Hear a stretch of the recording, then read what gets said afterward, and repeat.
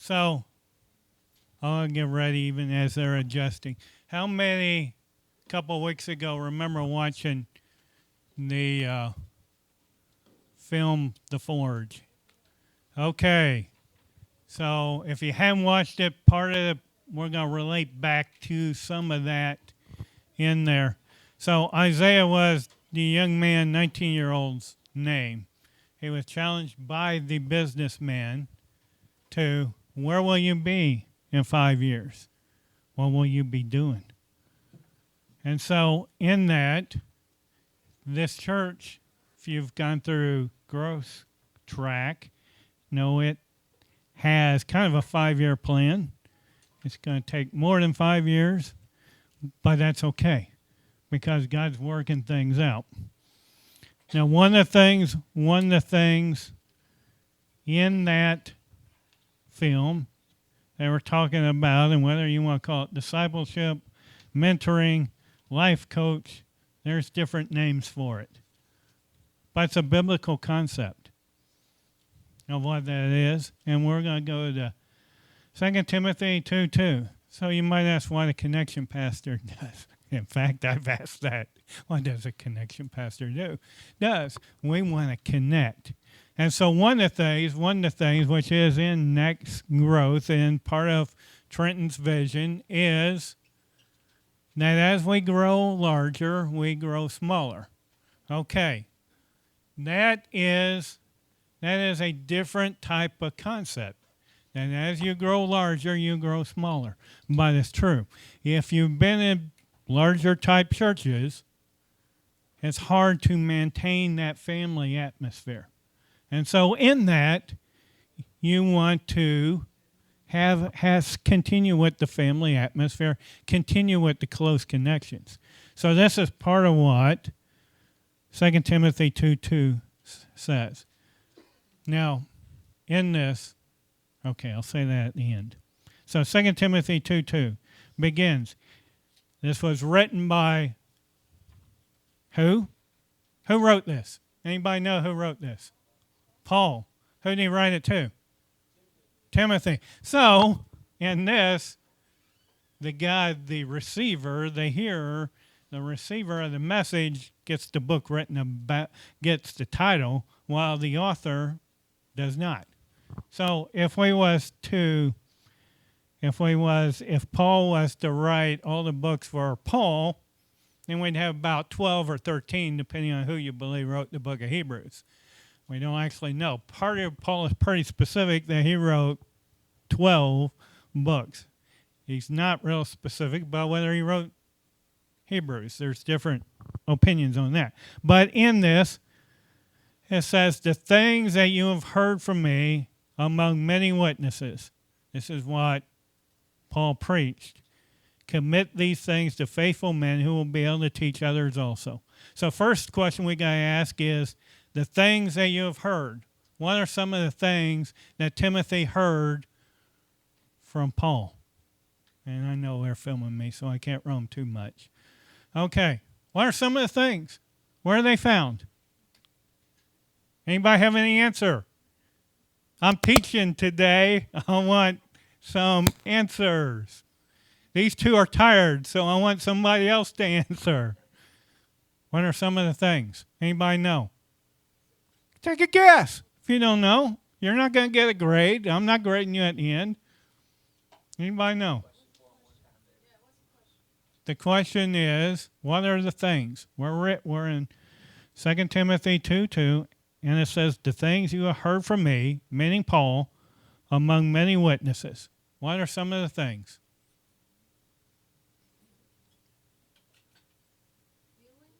Healings, okay. So Paul did healings. He exorcised demons. Not exercise like jumping jacks, but okay. Anything else? He taught the gospel. The 12 other books that Paul wrote, those are some of the things. You think those 12 other books, you think 1 Corinthians, 2 Corinthians still has relevance for today? Okay, so they have relevance for today. So if we're in Timothy's position, Do you think we should be teaching those things? Because it says, commit these to faithful men who will be able to teach others also. So Paul was getting near the end. He was about ready to die at the hands of a very wicked man named Nero. Okay, so he was about ready to die. It says, commit to these to faithful men. So I think we have to determine what's faithfulness. Anybody got any idea what faithfulness is? What does it mean to be faithful? Does somebody who is here who are CEM Christians, that means Christmas, Easter, and Mother's Day. They're CEM Christmas. Are they faithful? No. They're not faithful. Okay. So if you're a CEM Christian, then Paul is telling Timothy not to pour himself into that. So we want people who are there, who are at church, who are not just at church Christmas and Easter and Mother's Day, the 3 times that most people are at church. So for one, we want faithfulness. So when Jesus called people, Jesus also disciple, mentored, life coach, whatever you want to call it. What did he do? Let's turn to Matthew 4:18-22. You know this story? It's portrayed on The Chosen. Someday, if I preach this message again, I want to have a backdrop of The Chosen and basically show the scene, and then basically this is what's happening. So Matthew 4:18-22. Let's turn there. Matthew. Who wrote the book of Matthew? Matthew. Very good. So the author actually wrote that one. It says, and Jesus, walking by the Sea of Galilee, saw 2 brothers, Simon called Peter, and Andrew his brother, casting a net into the sea, for they were fishermen. Then he said to them, follow me, and I will make you fishers of men. They immediately left their net and followed him. Going on from there, he saw 2 other brothers, James the son of Zebedee, and John his brother, in the boat with Zebedee their father, mending their nets. He called them, and immediately they left the boat and their father and followed him. Selah. Let's stop and think about it. Okay. So, did Jesus follow Peter? No. What happened here? So who followed who? Peter followed Jesus. So, does the mentor follow the mentee, you might say? No. In fact, so, as they did life together, that's one of the phrases he's used with me, as they did life together, they followed their mentor. They followed the teacher. They followed Jesus. They left behind everything. Jesus had a mission. They left behind and they said, I'm going to follow Jesus. And they were just starting in this thing, but they had captured something and said, I need to follow Jesus. And a lot of times in the modern world, it's the mentor who's trying to follow the mentoree, and that's not where we want to go with it. People are very busy, and so there has to be a commitment. See, when you did like that, they left. They were fishermen. Now, they were probably young men. They were probably, if we remember the forge, Isaiah was 19 and 20 years old in the film. So in that was probably about, if not younger, the age of the disciples. Peter may have been a little older because he was married. The next guy that we're going to talk about may have been a little older as well. But they were basically most of the people in here's age. Guess what? The disciples were your age. What are we getting at? What are we talking about even this week? We're talking about a 31-year-old who died. Who died at the hand of what was the guy, 22 to 24? So somewhere in there. But he was a young man. But he was impacting who? Your generation. Jesus was about probably when he called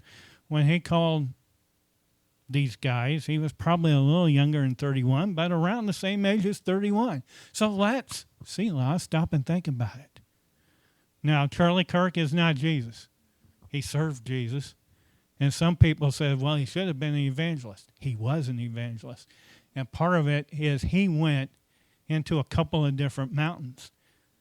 He didn't just go evangelist isn't always just in the church. In fact, what God is raising up is evangelists who are not in the church because people aren't coming through these doors. So he's going to raise up evangelists outside the church. And Charlie Kirk was an evangelist outside the church. And so he was impacting government. He was impacting education because he'd go into the college campuses. He was impacting media. He was impacting at least 3 mountains, and actually mountain of religion too, because he would go into churches. Now, he was discipled by probably different men, but one of the disciples that he had, one of his mentors was a guy named Jack Hibbs. Now, Jack Hibbs is a minister in California who's pretty solid from what I'm not going to agree with him on all his theological points, but I hear him on the radio sometimes, and I like what he says.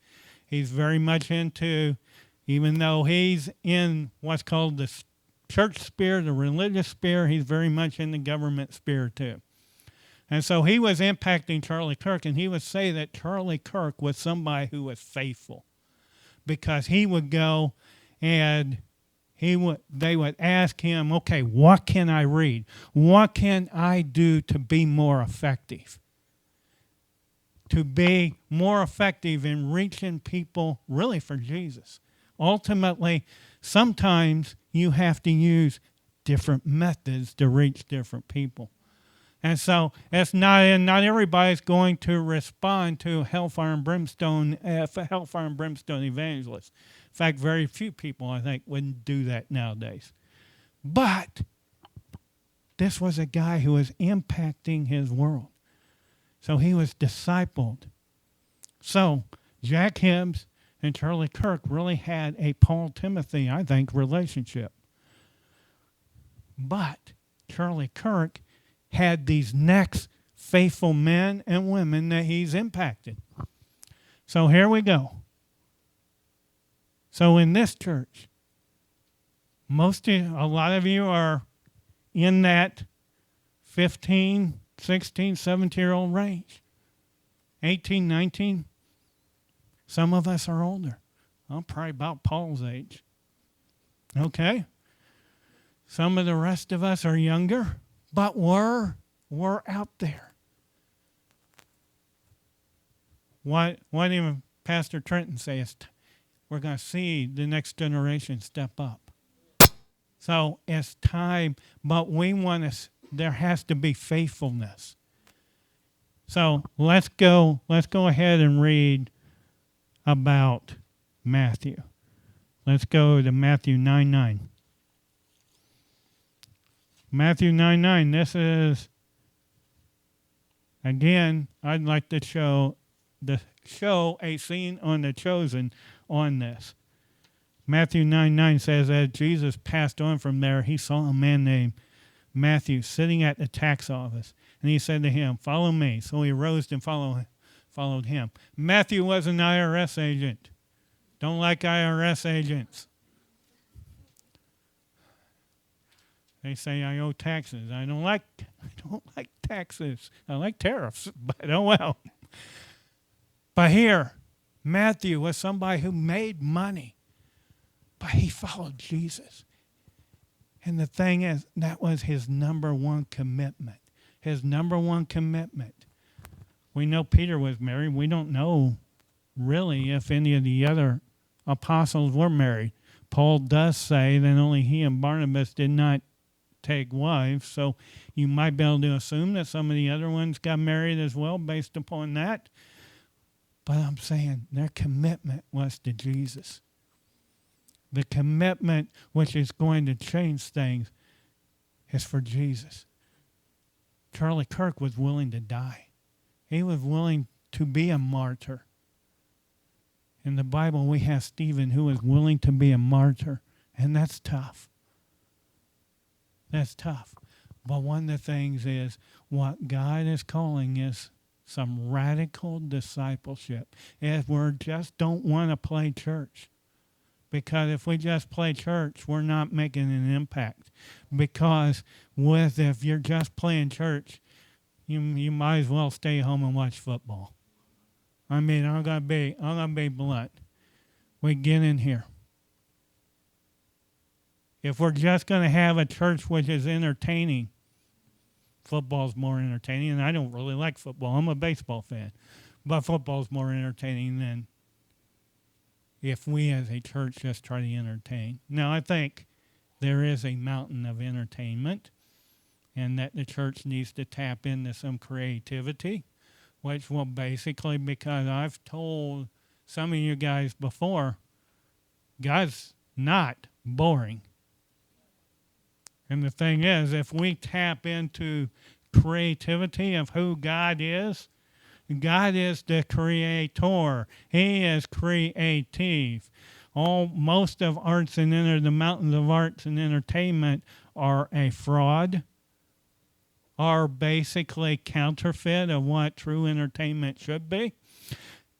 So if we tap into that, then I think people are going to be drawn to creative church.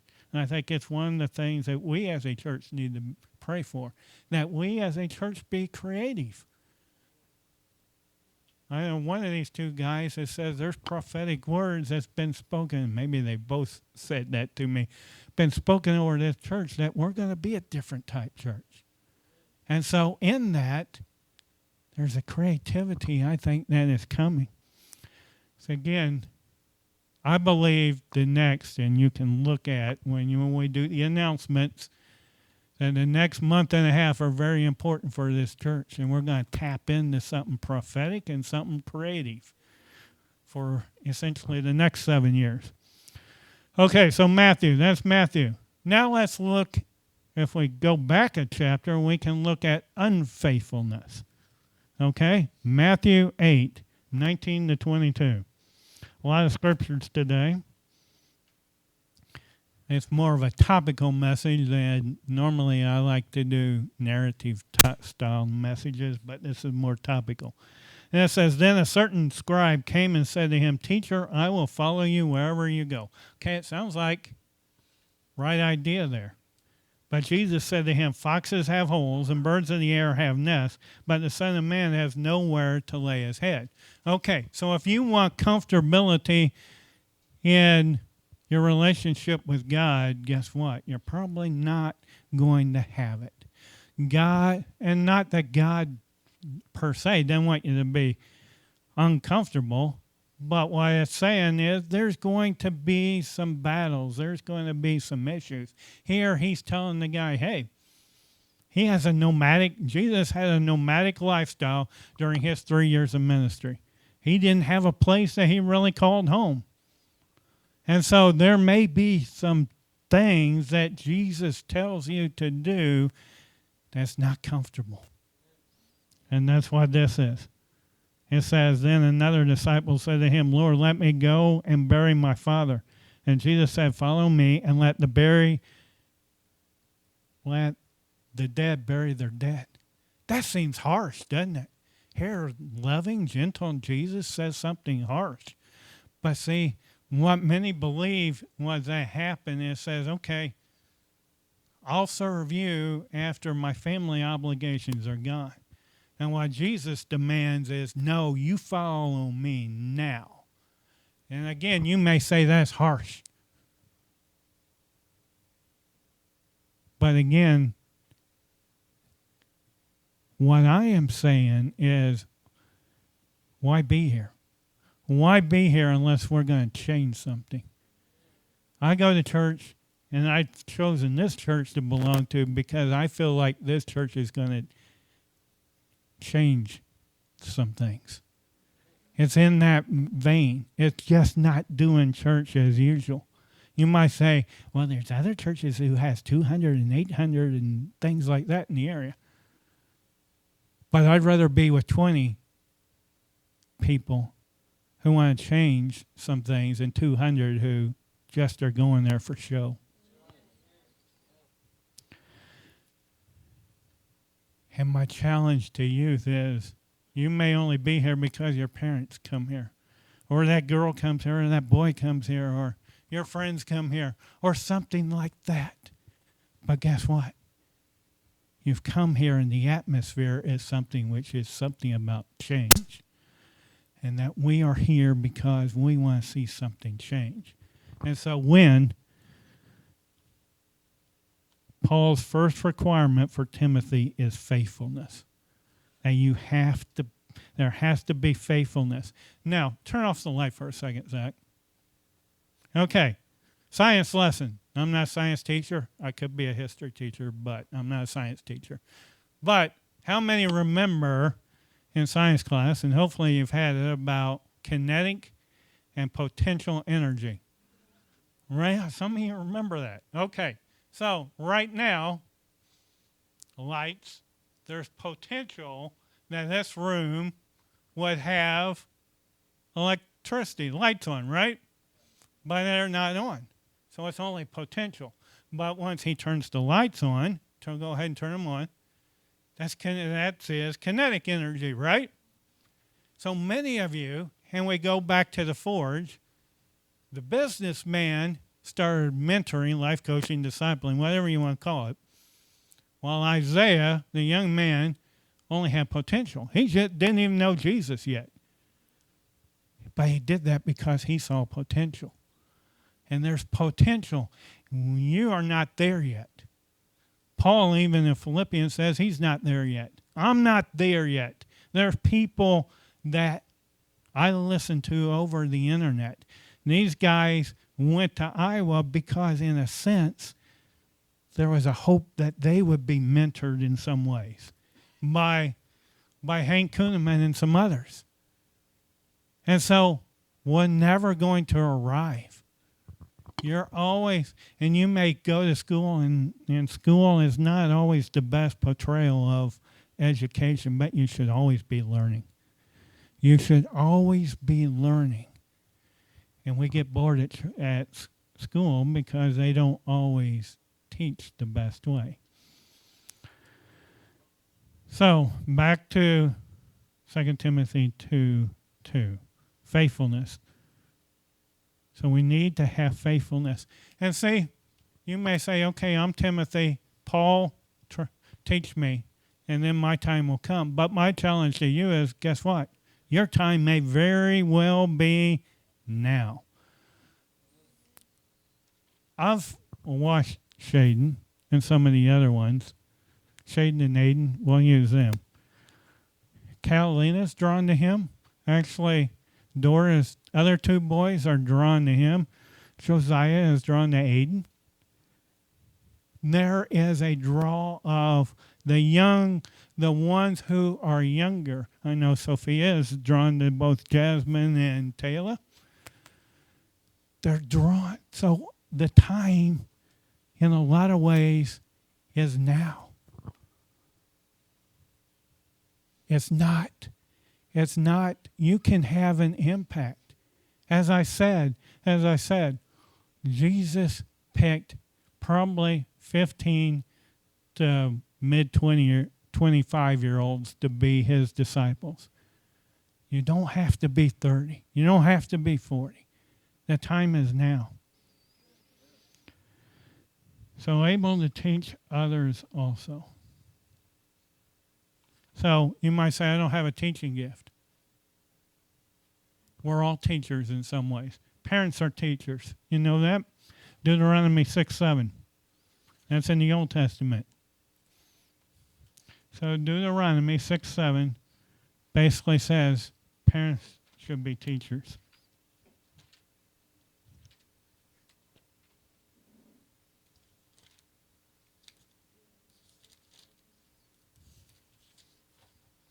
Who was Deuteronomy written? By Mr. Deuteronomy? No. Moses. Okay, Moses. Deuteronomy 6:7 says, "You shall teach them," and that's talking about the commandments, "diligently to your children, and shall talk of them when you are in your house, when you walk by the way, when you lie down, and when you rise up." So, what are parents supposed to be doing? Teaching diligently. And what are they supposed to teach? How? When? All the time, basically. Teach all the time. So parents have a duty to teach. Parents are teachers. Parents are the ultimate mentor of mentorees. Let's go to Titus 2, 3, and 4. So Timothy's talking about teaching young men. And that's part of it. Timothy teaches young men. But here, Titus. Now, who wrote the book of Titus? Paul wrote the book of Titus. Again, Titus was a disciple, mentoree. Paul was his life coach as well. Titus probably was a little bit older than Timothy. Now, Timothy, this was ultimately, Paul wrote Timothy how to run a church. It was basically a manual for how to run a church. So he was writing to Timothy about the churches that were in Ephesus. Okay? Titus was about how to run the churches in an island called Crete. And so in that, these are some of the advices. How do we run a church? We're not in the first century, we're in the 21st century now. But the principles remain the same. So Titus 2, 3, and 4 talks about the older women, likewise, they shall be reverent in behavior, not slanderers, not given to much wine. In other words, those young, older women out there, don't drink too much. Teachers of good things. Okay, so older women, what are they supposed to do? They're supposed to teach good things. They're supposed to admonish the young women to, and here's what they're supposed to do, to love their husbands, to love their children. Okay, and there's other things there, but I want to concentrate on those two things. Okay, so older women. It's just, my wife's not an older woman. Her and I have talked about this first. And she is not an older woman. I'll repeat that, she's not in here. She's not old. Okay? But I told her this verse applies.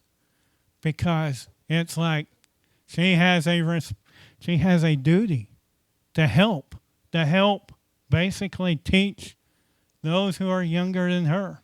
Now, she's going to live till probably 120, so she's not old, okay?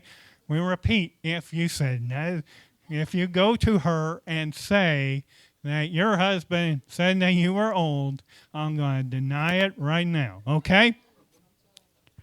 Okay, so she's not old, but this is a responsibility here to teach. So that's why my idea was basically to split up the men and the women back when we watched the Forge movie. There's a reason. I think there are things that women can teach the younger women. It says one of the things is here about relationships. As a general rule, women are more relationship-oriented than what men are. Men are more goal-oriented. As I said, generally, that's not always true. Sometimes you have a woman who's very goal-driven. And then you have a guy who's very relational. But this is basically why I think Paul was telling Titus, hey, with the older women, get them to help the younger women. There are some things about relationships that you don't want me as one of the pastor is talking about. Because I'll probably talk to you about divorce and child support and about how if you better make sure you choose the right one, because if you get divorced, guess what? You're paying the lawyer $2,000 at least, and I'm a lot cheaper. I'm a lot cheaper than some of the other lawyers, at least. And then you're going to pay child support, more than likely, especially if you're the dad. The children are going to be raised, and they're basically not going to have a home. And so when I'm talking about, when I'm doing marriage counseling, I'm having both hats on, you might say. I'm having my lawyer hat on, and I'm having my pastor hat on. And I'm saying you better make sure you got the right one. Okay? And then, if you're the woman, you got to say, okay, the guy's not paying me child support. The guy's doing this and this to the kids. And so that's one of the things you guys need to basically think about. You say, oh, it's such love. But you need to think about, okay, is this somebody when they are an older lady, when they are 74, can you live with them when they're 74, just like when they're 18? It has to be something deeper than just a feeling. So younger women to teach relations, to teach basically relationships. So we back up. Let's apply this to 21st century now. We're here in 21st century. You youth have come into this church. I think we have an obligation to help train, help mentor, help life coach, help disciple you. You may think, okay, I know what I'm going to do with my life. I am arrogant. I think by the time I was 16, I realized I was not going to play second base for the Cardinals. I think I realized that. When you bat 167 in your high school baseball team, you are probably not going to get an offer for one to college. Now, my brother did. But I had a brother who basically played Division III college baseball. And now he's a Division I college softball coach. So that was what God's plan. Now, I might have wanted, I don't know if they have this at Jackson, but they basically do. They basically ask all the seniors, they basically described what they would be doing basically with their life. So they had me as Chief Justice of the Supreme Court. So they kind of hit somewhat. I'm not going to go there because there's more to me in terms of the pastoral than being at the top of government, you might say. But you probably got an idea of what you want to be 5 years from now. So there's probably an idea, and God's going to use that to shape you. Now, I've worked, arguably in every mountain. If you go to seven mountains. Now, I'll teach on the 7 mountains someday. That is basically, there's 7 basically spheres of society. There is church religion, there's government, there's education, there is family, there is media, there is arts and entertainment, and there is business. I think I got all 7. Okay? So right now, some of the people that I listen to teach on that. So I believe I'm getting mentored in that to basically help me with Connection Pastor. Okay? So in that, we want to connect to all 7 mountains as a church. See, most churches think just about religion. How can we make you more spiritual, get you to heaven? That's all good, but then when it gets to life, how is it practical? I want to be very practical. Okay? So, and I'm going to go back 5-7 years, and I'm going to go forward 5-7 years. So you want me to go back 5-7 years? We're going to tell who was that Michael J. Fox and Back to the Future? We're going to go back 5-7 years. Okay, we'll go back 7 years since this is the seventh year of the church anniversary. Okay, so I came about 2.5 years ago, so I don't have a total perspective on those 7 years. But we know they essentially started from nothing 7 years ago. And now, even though we're kind of down in attendance now, we've actually grown to 30. We probably impact at least 40 to 50 on a kind of monthly basis. So we're having an impact. And so I think there's an exponential thing. So 7 years ago, some of you in here were in the same church I was at. 7 years ago, that church began going through a hard time.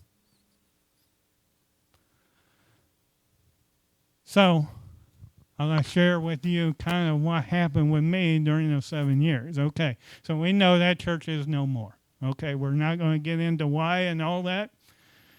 And I've promised that I would not really get into the why, except for what God has allowed me to share with the confidence of basically the leadership of that church. But so we know that church broke up. Now, I will say God always has something better.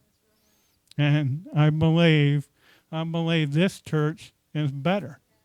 Okay? Now, I do think that church could have continued, and that church could have been a blessing, in some ways is a blessing, that church, because it has many of us, and there's connections with cross connection there.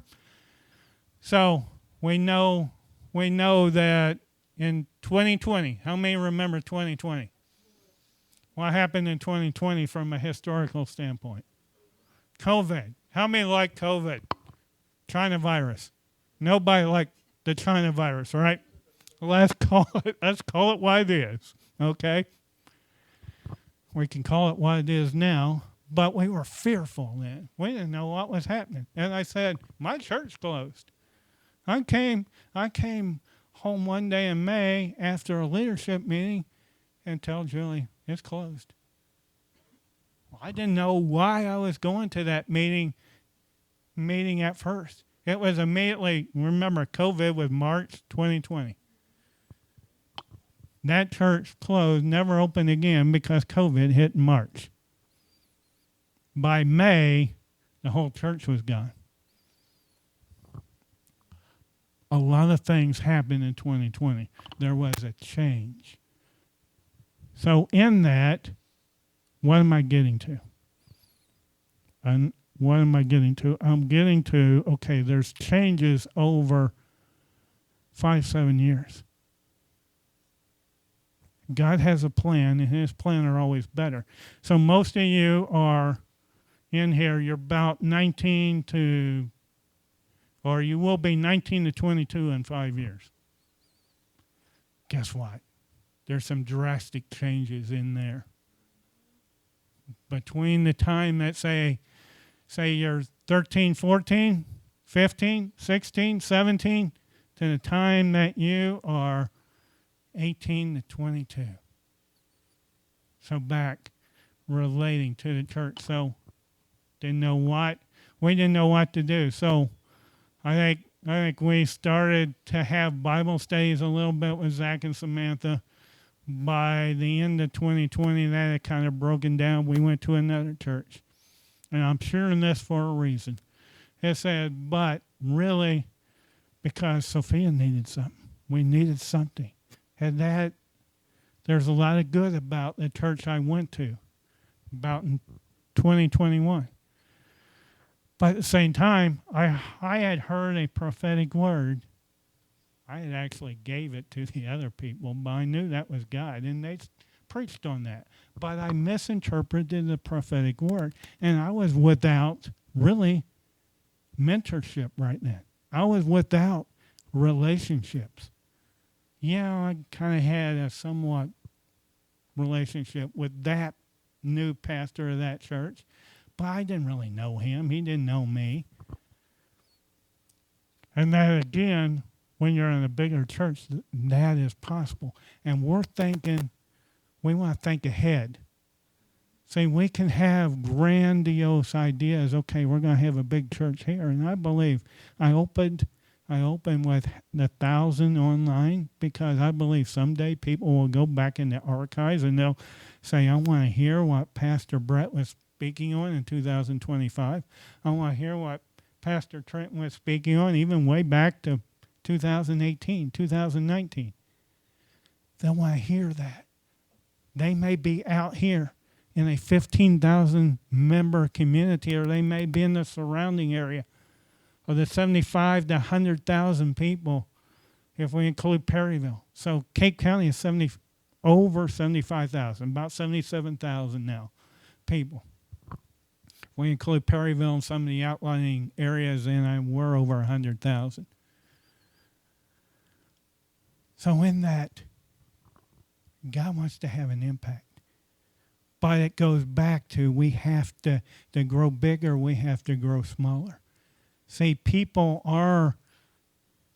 we have to grow as a church. We have to grow as a vision of the church. We can't stay just at 20. See, there have been churches I'm involved in where the church has lost the vision. And I'll be quite honest, and I would tell the senior pastor that when he's here in October, and I've told him that before, you lost the vision. The vision was lost, and I think he understands that now. But the vision, one of the visions of this church is that to grow larger, we have to grow smaller. And that's part of what these verses are telling us. That we can all teach. We should all have people who are mentoring us.